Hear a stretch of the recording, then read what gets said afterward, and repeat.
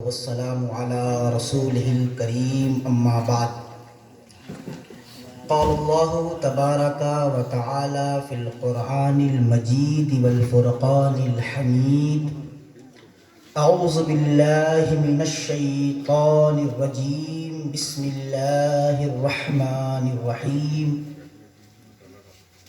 يا أيها الذين آمنوا صدق الله العظيم.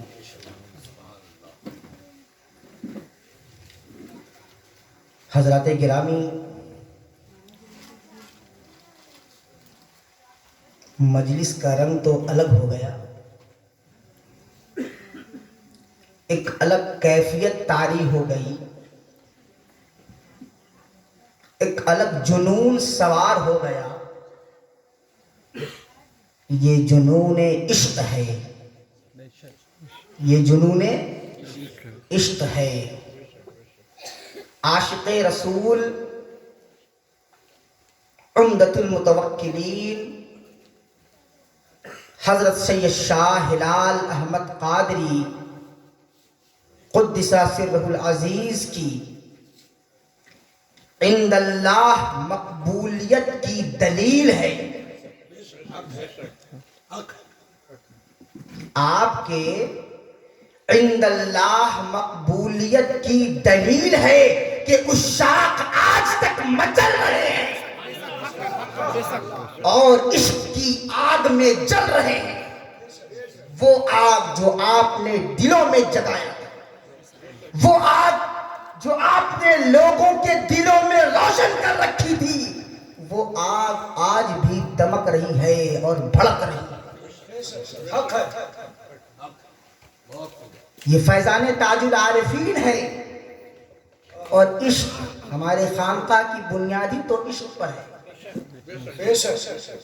ہمارے خانقاہ کی بنیاد عشق پر ہے، اور حضور تاج العارفین کو جو مقام و مرتبہ عطا کیا گیا وہ ان کے عشق کے بنیاد پر عطا کیا گیا،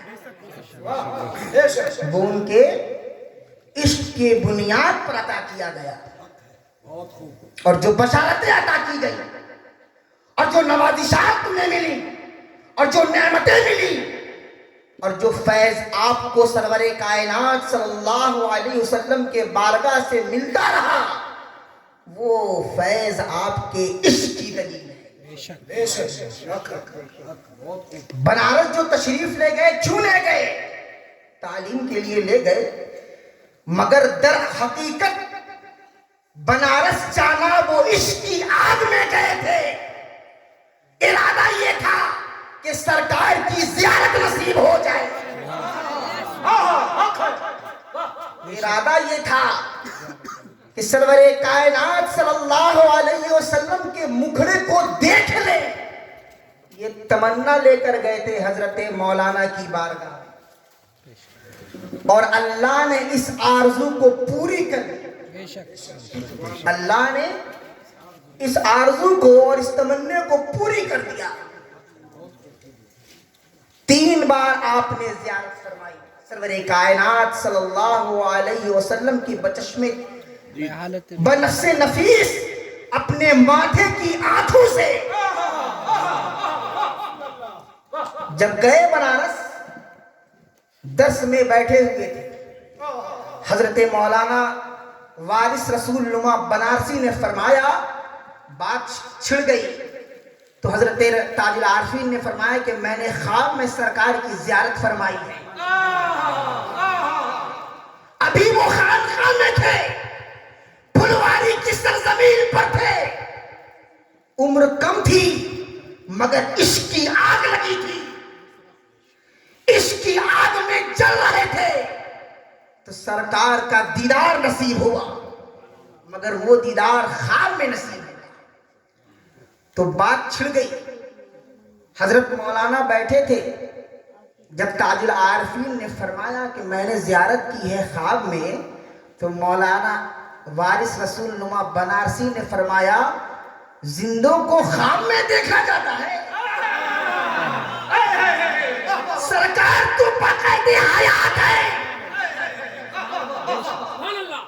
سرکار باقاعدہ حیات ہے، دیکھنا ہے تو اپنے ماتھے کی آنکھوں سے دیکھو اور بنفس نفیس دیکھو. تو تاج العارفین نے فرمایا کیا یہ ممکن ہے؟ تو مولانا وارث رسول نما بنارسی نے فرمایا بالکل ممکن ہے. جو حیات سے ہے اس کو دیکھنا کیسے مشکل ہو سکتا ہے؟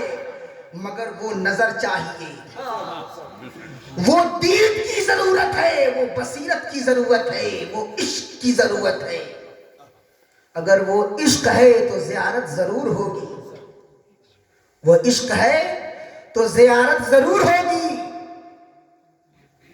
تو حضرت وارث رسول نما بنارسی نے کچھ وظیفہ بتایا حضرت تاج العارفین کو. چونکہ وہ دیکھ رہے تھے، عمر تو کم تھی، گئے تھے تعلیم کے لیے. اور سب سے بڑی خوبی تو یہ ہے کہ حضرت تاج العارفین کے اندر جو خصوصیت ہے وہ خصوصیت غوثیت ہے. تاج العارفین کے اندر جو خصوصیت اللہ نے رکھی تھی وہ خصوصیت غوثیت رکھی تھی. ایک ساتھ علوم ظاہری علوم باطنی دونوں سے فیضیاب ہو رہے تھے. آج کل اور بھی بزرگوں کے بارے میں پڑھا ہوگا آپ نے کہ پہلے علوم ظاہری انہوں نے حاصل کی. آج بھی مدارس ہیں، لوگ علوم ظاہری کے لیے جاتے ہیں، اور بعض لوگ علوم ظاہری حاصل کرنے کے بعد وہیں پر ان کا اینڈ ہو جاتا ہے، وہیں پر ان کا اینڈ ہو جاتا ہے، رک جاتے ہیں، سمجھتے ہیں کہ اس سے آگے کوئی چیز نہیں ہے. اور شروعات تو اس کے بعد ہی ہوتی ہے، شروعات تو اس کے بعد ہی ہوتی ہے. ابھی تو آپ نے ابتدا کیا ہے. غوث اعظم جب گئے تھے پڑھنے کے لیے تو ساتھ ساتھ دونوں تعلیم چل رہی تھی، علوم ظاہری بھی علوم باطنی بھی. ویسے ہی حضرت تاج العارفین کی تعلیم مولانا کے یہاں بیک وقت دونوں چل رہی تھی، علوم ظاہری بھی علوم باطنی بھی. اور مولانا اپنی اس نظر سے تاج العارفین کو دیکھ رہے تھے کہ یہ خصوصیت ہے اس کے اندر کہ یہ زیارت کرنے کی اہلیت رکھتا ہے، یہ زیارت کرنے کی اہلیت رکھتا ہے. وہ دیکھ رہے تھے، وہ نظر پہچان رہی تھی. کل میں نے بیان میں کہا تھا نا، بزرگوں کی نظر تو دل پر ہوتی ہے، وہ قلوب کو دیکھتے ہیں سوچ کیا رہا ہے، وہ دلوں کو دیکھتے ہیں کیا فیلنگز ہے اس کے اندر. ان کی نظر آپ کے ظاہری پر نہیں ہوتی، ظاہری پر ہوتی تو ایک الگ بات ہے. کیا فرمایا تھا جب بخار آیا رابعہ بصری کو، بخار میں مبتلا تھی، بخار جانے کا نام نہیں لے رہا تھا. لوگ آتے گئے، پوچھتے گئے کیا بات ہے، بخار کیوں آیا، رکتا کیوں نہیں ہے، جاتا کیوں ہے، کیوں نہیں جاتا ہے، کیسے آ گیا یہ بخار؟ تو رابعہ بصری نے کیا فرمایا، جو جیسے آیا اس کو ویسے ہی جواب دے دیا، اس کے معیار کے اعتبار سے. مگر جب حضرت حسن بصری آئے تو کیا کہا انہوں نے، رابعہ بیوی جو تم سب کو جواب دے رہی ہو نا وہ ہمیں نہ دینا. وہ عارف تھے، وہ سمجھ رہے تھے کہ یہ جواب درست نہیں ہے، وہ سمجھ رہے تھے. تو کہا جواب پھر کیا ہے؟ رابعہ بصری حضرت رابعہ بصری نے فرمایا کہ بات تو دراصل یہ ہے کہ میں قرآن کی تلاوت کر رہی تھی، میں قرآن کی تلاوت کر رہی تھی اور سورہ واقعہ پڑھ رہی تھی. ذکر آیا جنت کا، ذکر آیا اللہ کی نعمتوں کا، ذکر آیا ملائے اعلیٰ کا، ذکر آیا جنت کے باغات کا، ذکر آیا جنت کے قصور کا، ذکر آیا جنت کی نعمتوں کا، ذکر آیا جنت کے انعامات کا. اور جب ذکر آیا تو دل مائل ہو گیا، جب ذکر آیا تو دل مائل ہو گیا. جب دل مائل ہوا تو غیب سے آواز آئی، رابعہ عشق کا دعویٰ ہم سے اور طلب جنت کی. رابعہ عشق کا دعویٰ تو ہم سے کرتی ہو اور امید لگائے بیٹھی ہو جنت کی، بیک وقت دونوں چیز کیسے ہو سکتی ہے؟ تو جب یہ آواز آئی تو زبردست بخار آیا، اور جاتا اس لیے نہیں ہے کہ آواز سننے کے بعد تو جنت کی ہرس ختم ہو گئی، جنت کی طلب ختم ہو گئی، مگر یہ نہیں معلوم کہ رب راضی ہوا ہے کہ نہیں، یہ نہیں معلوم کہ وہ جو خفگی ہوئی تھی وہ ختم ہوئی ہے کہ نہیں، یہ نہیں معلوم۔ تو بزرگوں کی نظر تو دل پر ہوتی ہے۔ حضور وارث رسول نما بنارسی دیکھ رہے تھے، حضور تاج العارفین کو بینائی سے اپنی بصیرت سے دیکھ رہے تھے تبھی نا، ابھی تو ابتدائے طریقت کا زمانہ تھا، اور جو آپ کے مریدین تھے اپنے مریدین کے احوال کو حضرت تاج العارفین سے دریافت کر رہے ہیں، اپنے مریدین کے احوال کو حضرت تاج العارفین سے پوچھ رہے، دیکھو کس مقام پر ہے، طریقت کے کس مقام پر ہے دیکھو۔ ایک بار کا واقعہ ہے کہ حضرت رسول نما بنارسی کے اہل و عیال غازی پور سے بنارس آ رہے تھے۔ جب بنارس آ رہے تھے تو راستے میں دریا ہے، آپ کو معلوم ہی ہے، گنگا جس کو ہم لوگ کہتے ہیں، اور کشتی پر سوار تھے ان کے اہل و عیال۔ جب بیچ میں کشتی پہنچی تو ڈوبنے لگی، پھنس گئی بھنور میں، اور لوگ کنارے پر کھڑے ہو کے خاموش تماشائی دیکھ رہے تھے کہ اب کیا ہوگا، اب تو گئے یہ لوگ، کوئی بچانے والا نہیں ہے۔ اور ادھر کنارے پر کھڑے ہو کر حضرت رسول نما بنارسی کے بڑے بھائی یہ سب منظر دیکھ رہے تھے، گھبرائے پریشان ہوئے، چونکہ مولانا نے ان کو بھیجا تھا ریسیو کرنے کے لیے۔ جب دیکھا کہ یہ مولانا کا خاندان ڈوب رہا ہے، دوڑ کے گئے مولانا کے پاس، کہا حضرت ایسی بات ہے، اہل و عیال مریدین اور متعلقین سب کشتی میں سوار ہیں، اب جو ہے کہ غرق ہونے والے ہیں، بچاؤ کا کوئی راستہ نہیں ہے، مدد فرمایا جائے، کچھ کیا جائے۔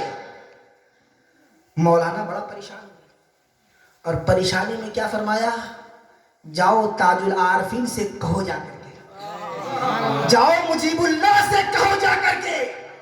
وہ تو اسٹوڈنٹ تھے، وہ تو طالب علم تھے نا، استاذ اگر کہے طالب علم کے بارے میں جاؤ اس کو بڑھا دے آگے، تو آپ کیا کہہ لیں، کیسی بات کر رہے ہیں آپ استاذ ہیں، مقام و مرتبہ میں آپ کی جو بلندی ہے وہ آپ کا شاگرد ہے، آپ اس کو کام دے رہے ہیں۔ تو ان کے بھائی کو بھی چیزیں تشویش ہوئی، ایسا کیوں کہہ رہے ہیں، ناراض ہوئے کہ ہم آپ کے پاس آئے ہیں، معاملہ بڑا گمبھیر ہے، اور آپ کہہ رہے ہیں مجیب اللہ کے پاس جاؤ۔ تو کہیں کہ جاؤ مجیب اللہ کے پاس جاؤ، میں تو دعا کر ہی رہا ہوں، میں دعا کروں گا، جاؤ ان کے پاس جاؤ۔ جب گئے تو دیکھا کہ حضور تاج العارفین محو مطالعہ ہے، مطالعہ کر رہے ہیں، پڑھ رہے ہیں۔ گئے، جانے کے بعد جس طریقے سے حکم ہوا تھا کہا کہ چلیے ایسی بات ہے، مولانا کا خاندان آ رہا ہے اور کشتی میں سوار ہے اور کشتی بھنور میں پھنس گئی ہے، چلیے مولانا نے کہا ہے جانے کے لیے۔ تاج العارفین نے کہا کہ جائیے آپ، ہم آتے ہیں۔ وہ گئے، اور جب جانے کے بعد کنارے پر جب پہنچے دریا کے تو کیا دیکھا کہ کشتی جو بھنور میں پھنسی تھی کوئی اسے دونوں ہاتھ سے پکڑ کر زبردست طریقے سے کھینچ کے ٹان کر لا رہا ہے۔ جب دیکھا غور سے تو نظر پڑی یہ تو مجیب اللہ ہے جو دریا کے اندر موجود ہے اور کشتی کو پکڑے ہوئے ہیں اور لنگی اپنی تہبند کو باندھے ہوئے ہیں۔ حضرت تاج العارفین نے کشتی کو پکڑ کر کے کھینچ کے کنارے پر لگا دیا، اور جب دیکھا لوگوں نے سب تعجب خیز، یہ کیا معاملہ ہے، یہ نوجوان کون ہے جو ایسے مشکلات میں آ کر کے امداد کر رہا ہے، یہ کون ہے، سب دیکھ کر پریشان ہو گئے۔ خیر تمام لوگ سہولت کے ساتھ تو اتر گئے، مولانا کے بڑے بھائی سب کو لے کر کے خانقاہ پہنچا دیا مدرسے میں، اور جب پہنچانے کے بعد تاج العارفین کے پاس گئے تو کیا دیکھا کہ تہمبند دھوپ میں سوکھ رہی ہے. سبحان اللہ. جس کو اٹھا کے انہوں نے باندھا تھا وہ دھوپ میں سوکھ رہی ہے اور اب بھی محض مطالعہ ہے. اب بھی مطالعہ کر رہے ہیں. اس وقت آئے تھے تو بھی اسٹڈی کر رہے تھے, ابھی آئے ہیں تو بھی اسٹڈی کر رہے ہیں.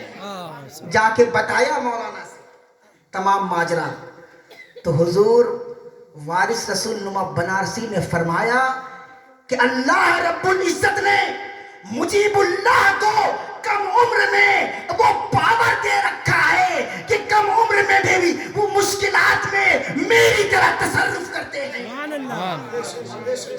کم عمر میں مشکلات میں, بڑے بڑے مشکلات میں میری طرح تصرف کر رہے ہیں. وہ مقام اللہ نے دیا. اسی لیے آپ کو شیخ الزمان بھی کہتے تھے. بے شک کم عمر میں ہے مگر تصوف کا معاملہ ایسا ہے چونکہ دونوں طرف سے ادھر حضرت عماد الدین قلندر کا پاور مل رہا ہے اور ادھر حضرت مولانا وارث رسول نما بنارسی کا فیض مل رہا ہے. دونوں نور آپس میں ٹکرا کر کے تاج العارفین کو وہ مقام عطا کر دیا جو باہر گاہ یزدی میں ایسے مقبول ہوئے کہ اللہ تعالیٰ نے ان کے مزار کو مرجع خلائق بنا دیا. وہ مقام ملا عشق کی بنیاد پر, ادب کی بنیاد پر. میں نے ابھی آپ کے سامنے جو تلاوت کی قرآن کریم کی آیت کی, یا ایھا الذین آمنوا آمنوا, غور کریں. زیادہ وقت نہیں لوں گا, مختصراً بیٹھا ہوں. بہت کم وقت میں اس آیت کی تشریح کر کے اپنی بات مکمل کر کے گزر جاؤں. اللہ رب العزت کہہ رہا ہے قرآن میں, اے ایمان والو ایمان لاؤ. اے ایمان والو ایمان لاؤ. ایمان والے سے ایمان لانے کے لیے کیوں کہا جا رہا ہے؟ وہ تو ایمان لے آئے.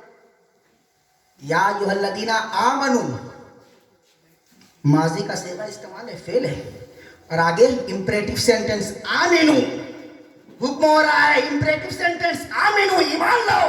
ایمان تو لا چکے, پھر یہ کون سا ایمان, یہ کون سا ایمان ہے؟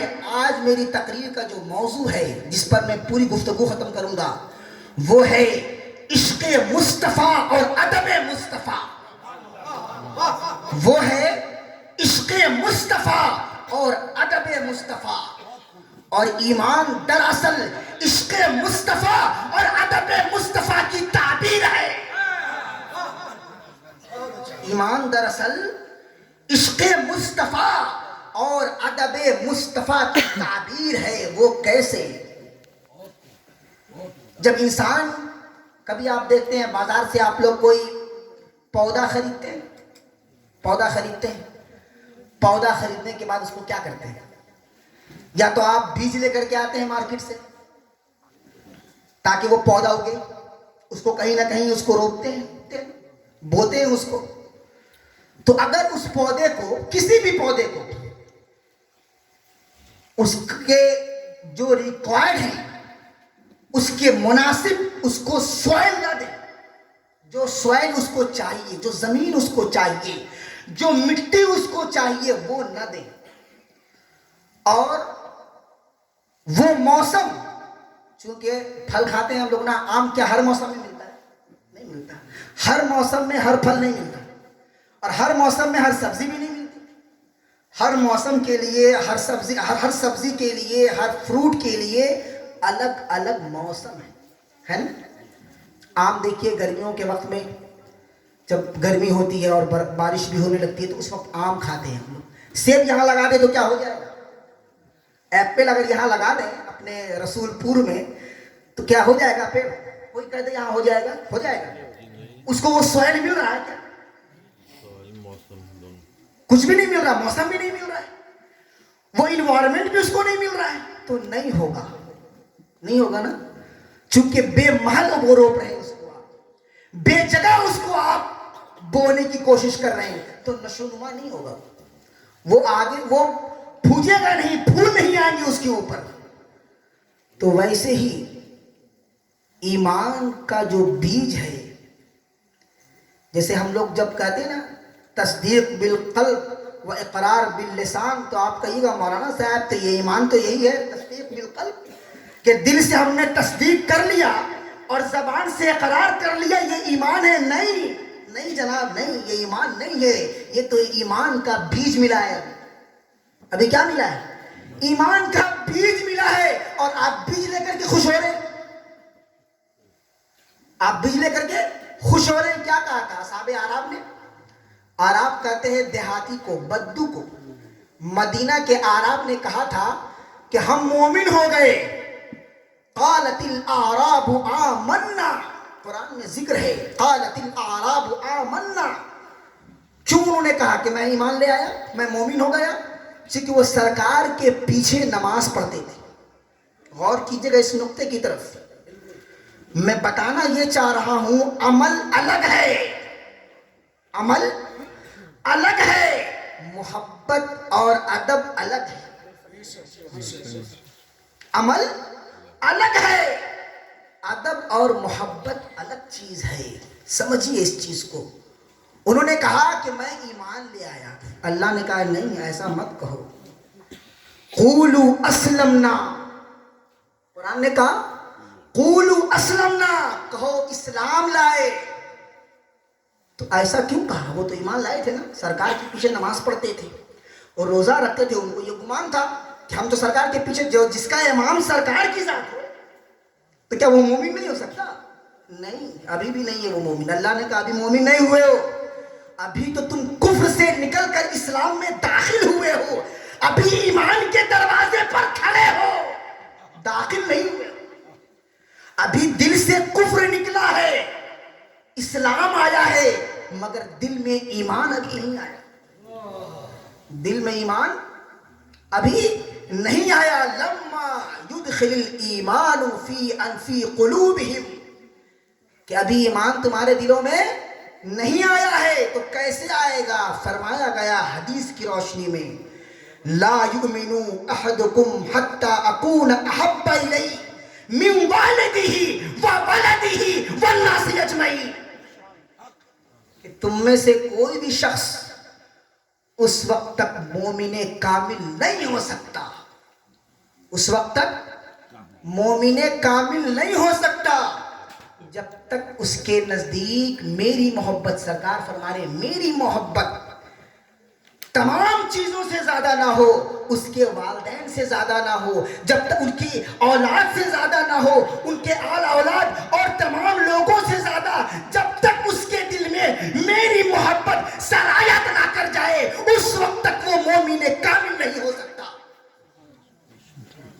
آپ غور کریں کہ اللہ کے رسول نے فرمایا ماں باپ سے بھی زیادہ محبت. تو ماں باپ، انسان سب سے زیادہ کس سے محبت کرتا ہے؟ ماں باپ سے کرتا ہے، اس میں کوئی شک نہیں ہے، کوئی شک نہیں ہے. ماں باپ سے انسان بے لوث محبت کرتا ہے. مگر جب شادی ہو جاتی ہے اس کی، یہ فیکٹ بتا رہا ہوں، اس کا کوئی انکار نہیں کر سکتا، چاہے جتنا بڑا وہ ماں باپ کو ماننے والا ہو. مگر یہ حقیقت ہے کہ جب اس کی شادی ہو جاتی ہے اور جب اس کی اولاد ہوتی ہے، جب اس کی اولاد ہوتی ہے تو وہ اپنی اولاد سے، اپنے والدین سے زیادہ محبت کرنے لگتا ہے. تبھی تو جان نچھاور کرتا ہے، دولت قربان کر دیتا ہے. یہاں اگر والد صاحب دو پیسہ مانگ لے تو کھجلی ہونے لگتی ہے سر میں. ارے ہماری بھی تو فیملی ہے، اس کو بھی تو سنبھالنا ہے. یہی آتا ہے نا ذہن میں. والدین کو بھول جاتے ہیں، ان کی قربانی بھول جاتے ہیں، ہے نا. بچپن سے لے کر کے بڑا کر دیا والدین نے آپ کو، کتنے احسانات ہیں ان کے، سب کچھ بنا دیا، سب کچھ بنا دیا آپ کو. اور جب وہ اس عمر کی دہلیز پر پہنچے ہیں جہاں ان کو آپ کی ضرورت ہے، تو آپ اپنی فیملی میں لگے ہوئے ہیں. کہاں لگے ہوئے ہیں؟ فیملی میں لگے ہوئے ہیں. تو اس وقت ان کو کیسا لگے گا؟ احساس ہوگا کہ نہیں ہوگا؟ تو کہاں آپ کو اپنے بچوں کی فکر ہوتی ہے کہ میرا بھی تو بچہ ہے، 2-3 بچہ ہے، سیلری کم ہے، اسکول میں پڑھانا ہے، فیس دینا ہے، اور بھی دیگر اخراجات ہیں. اس کو دیکھیں کہ آپ کو دیکھیں. اللہ نے کیا کہا؟ رضا ربی فی رضا الوالد وسخط ربی فی سخط الوالد. اگر اللہ کی رضا چاہتے ہو تو والدین کو راضی کرو، کیونکہ والدین کے رضا میں اللہ کی رضا ہے، اور والدین کی نافرمانی میں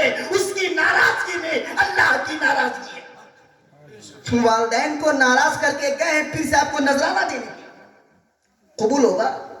پیر صاحب کی نظر دیکھ رہی ہے، مار دیا جائے گا چہرے پر. پیر صاحب کو نظر دے رہے ہیں، والدین ناراض ہیں، خوش نہیں ہیں، تکلیف دے رہے ہیں، نافرمانی کر رہے ہیں. تو یہ نافرمانی ہے. کہتے ہیں جب والدین کی کوئی نافرمانی کرتا ہے تو اس کا خمیازہ اس کو دنیا میں ہی بھگتنا پڑتا ہے.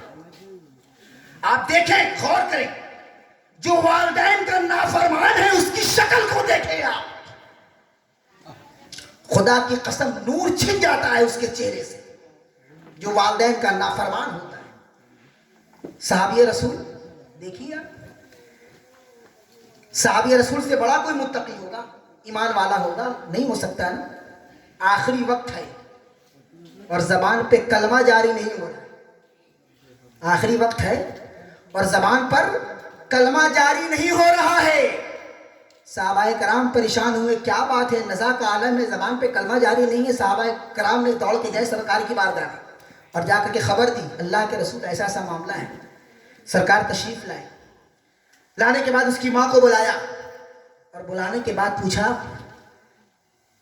کہ تیرا بیٹا کیسا تھا، تیرے ساتھ معاملہ اس کا کیسا تھا؟ تو ضعیفہ نے کہا، اللہ کے رسول میرا بیٹا بہت متقی تھا.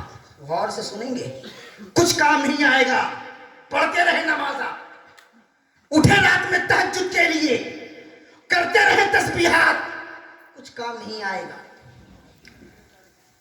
تو اللہ کے رسول، جو میرا بیٹا تھا بہت نمازی تھا، بہت پرہیزگار تھا، تہجد میں اٹھتا تھا، نوافل کا پابند تھا، سب کچھ تھا، تمام اذکار ہو رہے ہیں، خیر کا کام ہو رہا ہے، تو پھر تیرے ساتھ معاملہ کیسا تھا؟ سرکار نے پوچھا تمہارے ساتھ معاملہ کیسا تھا، کس طرح پیش آتا تھا تمہارے ساتھ؟